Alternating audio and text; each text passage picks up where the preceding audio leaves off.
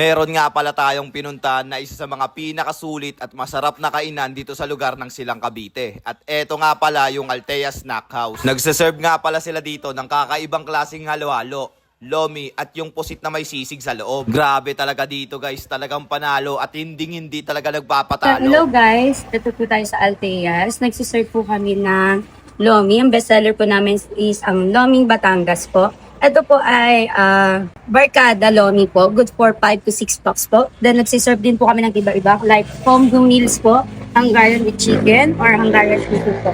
Ito po ang bagong menu namin, ang palabong po. And then spaghetti. Meron pa pong mga iba like dessert. Meron po kami mais con yelo, halo-halo. Saba con yelo po, then ubi de leche. And then the bestseller po is kare-kare. And then pusit six sisling. So, magkano naman po rito sa lomi nyo po? Ang lomi po natin is nagkakahalaga lang po siya ng 399. Good And for ilan good packs? for 5 to 6 packs na po siya. Okay. Then ito po is 129 pesos ang ating palabok po. And then same lang sila ng spaghetti po, 129. Ang combo sulit po natin is nagkakahalaga lang po ng 189 pesos.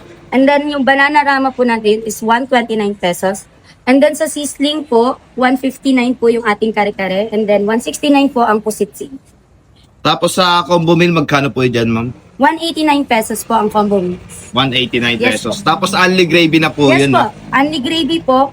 Kaya 1 to sawa po sa pag-review. Tapos sa halo-halo naman po, balita ko, ito yung mga bestseller nyo Yes po po. rito, ma'am, no? Ito po is 139 po, large size na po siya. Kaya po siyang ubusin ng kahit po dalawa. And then ito pong ubi de leche natin is 129 pesos po. Ang mais con yelo po is 1,919. Ito po is 119.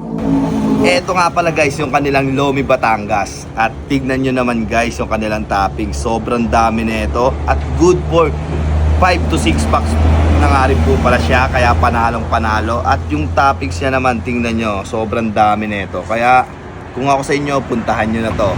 At eto nga pala guys yung kakaiba sa kanila, yung kanilang pusit sisig. At ayun nga guys, no, tinan nyo naman to, yung loob nga pala na to may sisig siya, kaya tinawag siyang pusit sisig, kaya panalong panalo rin to. Alfresco dining area nga din pala sila dito, at tapos malawak ang parking area. At mababait din ng kanilang mga staff. Yung location nga pala nito is nandito, nagtatype na siya at ilalagay ko na lang din sa comment section. At eto nga din po pala ang kanilang FB page. May food delivery nga din po pala sila rito, kaya i-PM nyo na lang po ang kanilang FB page. Isa nga din pala sa may pagmamalaki ko dito ay yung kanilang halo-halo. The best yan guys, promise. At yung kanilang pusit sisig, grabe yan guys, sobrang sarap niya talaga, legit. At syempre guys, yung kanilang lomi, grabe guys, iba nga pala yung gamit nilang noodles dito, kaya panalo to.